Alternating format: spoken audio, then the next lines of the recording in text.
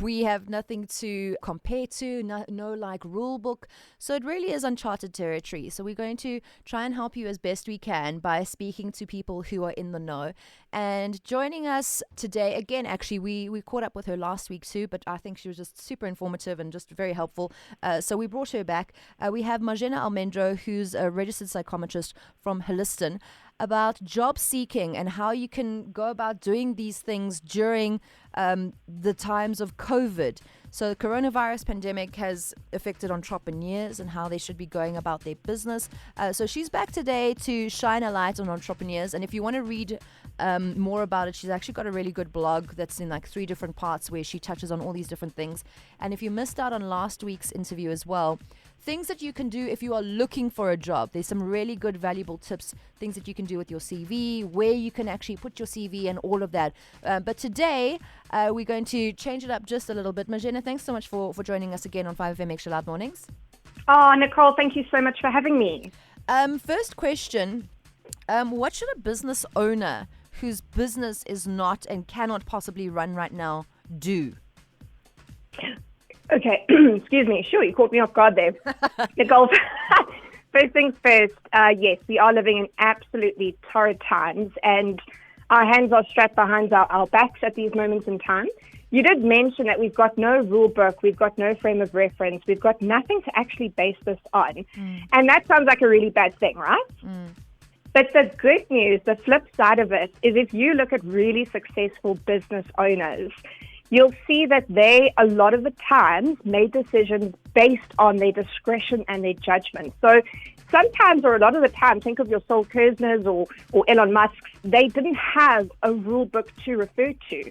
They actually just had to trust their intuition and make those judgment calls. So first and foremost, I want to encourage all business owners that this is almost an opportunity to cultivate that trust in yourself to make those business decisions, right? But that aside, let's talk about some practical tips that you can do as a business owner. So can you walk us through, because I know from that blog post you did, the notes for entrepreneurs.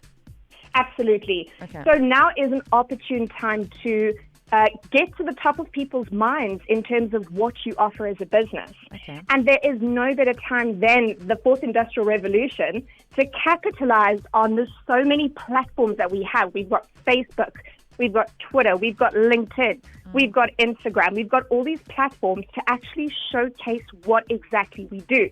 But right? if I'm a business, should I be on social media? Social media is such a minefield of crap right now.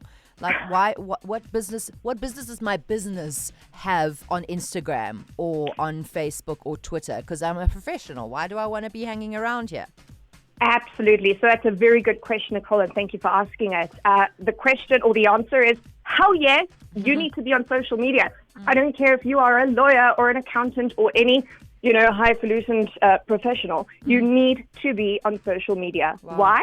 Because it is the way of the future. However, do not go and open up an account on all several platforms. Okay. Choose 2 to 3, very specific, and look at your business. If you are brick and mortar and you're selling items, look at a platform that offers the opportunity to showcase visuals, such as your Facebook, such as your Instagram. So people can see what you offer.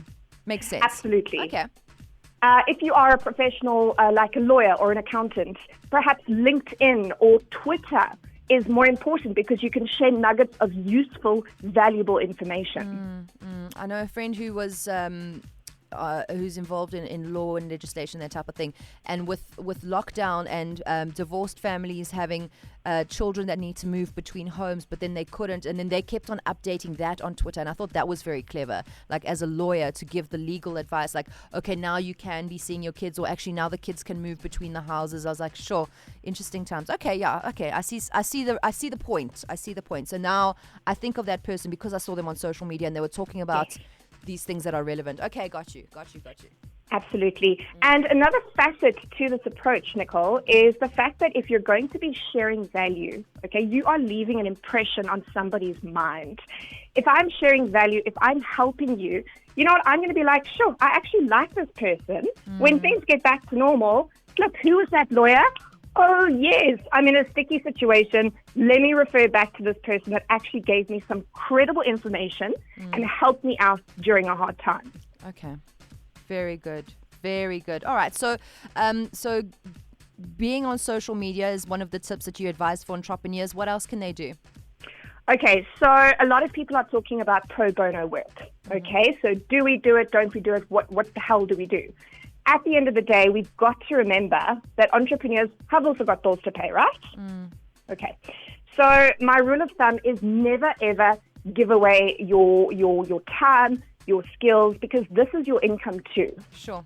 There's a big difference between sharing value, having an impact on somebody's life, and actually giving away your time.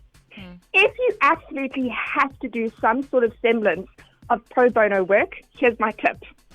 You should ask your client to do something in return. Don't follow up with them. Don't ask for proof. But, for example, donate to a soup kitchen or donate some of your time. But actually do some sort of trade exchange. Okay. But not necessarily for you, but just for them to provide something of value to the community. Absolutely. So cool. That's a lovely idea. Jen, we don't have too much more time on this, and I think we could actually probably carry on talking for probably 30-50 minutes if we wanted to. If people want to get more tips like this or maybe get in touch with you, what are the best ways to do so? They are absolutely welcome to visit our website, www.holistan, which is HOLISTAN.com.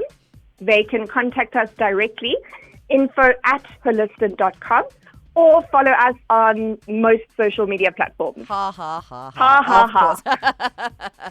Brilliant. So that's Marzenna Almendro, registered psychometrist from Holistan. Thanks so much for sharing your times with us. And you can, of course, find them online. As she said, HOLISTAN.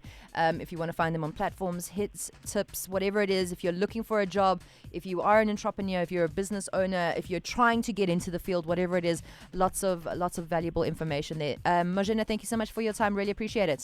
Thank you, Nicole. Have a great day. You too, darling. All right. And you can also catch up on this on 5fm.co.za. It's substitution time. Against the Odds makes way for Clubland on Monday at 10 p.m. on SABC1. Despite their low population and even smaller stadium, AS Monaco have a rich history and a richer future.